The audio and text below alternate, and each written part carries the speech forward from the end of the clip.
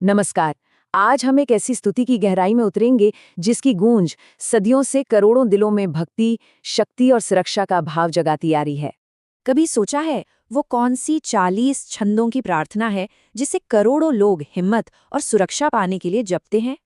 जी हाँ, ये है हनुमान चालीसा, एक भक्तिमय भजन जिसे 16वीं शताब्दी में महान कवि तुलसीदास जी ने लिखा था। इस विश्लेषण में हम 5 हिस्सों पर गौर करेंगे।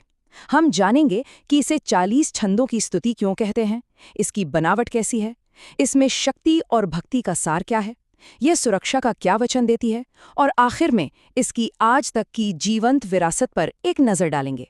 तो चलिए इस यात्रा को शुरू करते हैं। तो सबसे पहले इसके नाम को ही समझते हैं। ये चालीसा शब्द आखिर आया कहाँ से? चालीसा शब्द बना है हिंदी के शब्द 40 से, जिसका मतलब होता है 40।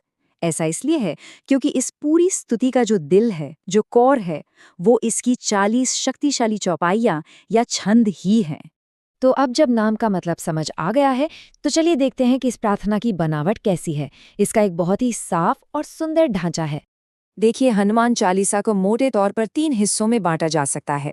सबसे पहले आते हैं शुरुआती दोहे, फिर बीच में आती हैं 40 मुख्य चौपाइयां और आखिर में एक समापन दोहे के साथ ये पूरी होती है। और इसकी शुरुआत ही कितनी गहरी है।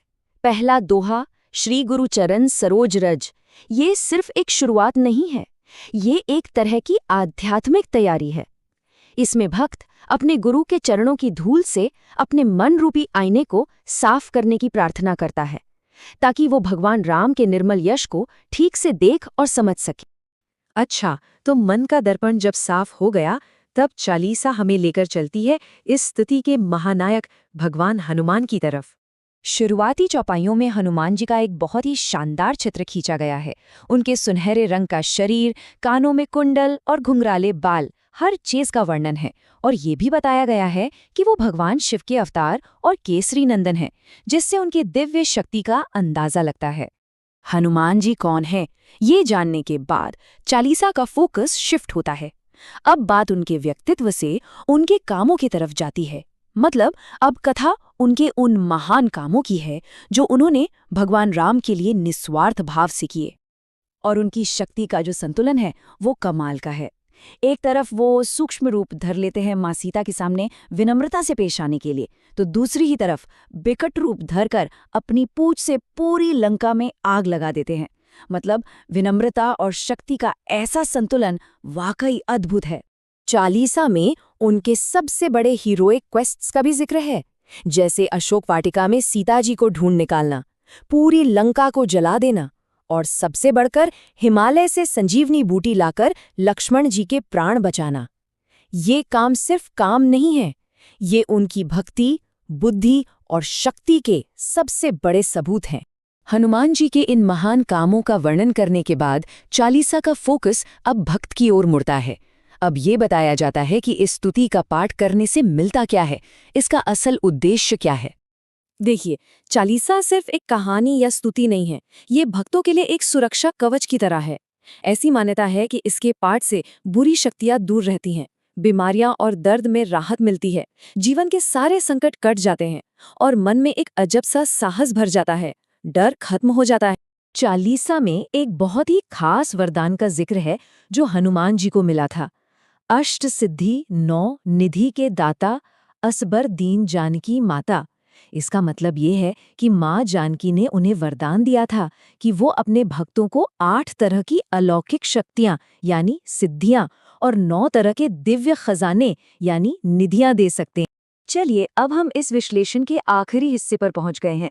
यहाँ हम बात करेंगे इसकी कभी न खत्म होने वाली विरासत की और इसके लिखे जाने के पीछे की एक अविश्वसनीय कहानी की। कहा जाता है, और ये बहुत मशहूर कहानी है, कि हनुमान चालीसा की रचना कोई शांत माहौल में नहीं हुई थी, बल्कि बहुत ही मुश्किल, बहुत ही अद्भुत परिस्थितियों में हुई थी। कहानी कुछ यूं है कि कवि तुलसीदास जी को मुगल बादशाह अकबर ने किसी बात पर बंदी बना लिया था, और उसी जेल की कोठरी में, उस मुश्किल घड़ी में, तुलसीदास जी ने भगवान हनुमान को याद करते हुए इन 40 छंदों को रचा। और कहते हैं कि जैसे ही उन्होंने चालीसा पूरी की, एक चमत्कार हो गया। पता नहीं कहाँ से हजारों बंदरों की एक सेना ने महल पर हमला बोल दिया। हालत ऐसी हो गई कि अकबर को तुलसीदास जी को आज़ाद करना ही पड़ा। ये घटना अक्सर इस भजन की शक्ति के सबसे बड़े प्रमाण के तौर पर देखी जाती है। और चालीसा का अंत होता है इस शक्तिशाली दोहे के साथ। ये एक आखिरी प्रार्थना है जिसमें भक्त पवन पुत्र हनुरान से कहते हैं कि आप संकटों को हरने वाले हैं, मंगल की मूरत हैं। आप श्री राम, लक्ष्मण और सीता जी के साथ हमेशा मेरे दिल में बसें। तो आखिर में ये सवाल मन में आता है कि 16वीं सदी में लिखी गई एक कविता में आखिर ऐसी क्या बात है जो आज भी करोड़ों लोगों को हिम्मत, उम्मीद और भक्ति से भर देती है। शायद इसका जवाब इसकी सादगी, इसकी शक्तिशाली कहानी और इसमें बसे अटूट विश्वास में ही कहीं छिपा है।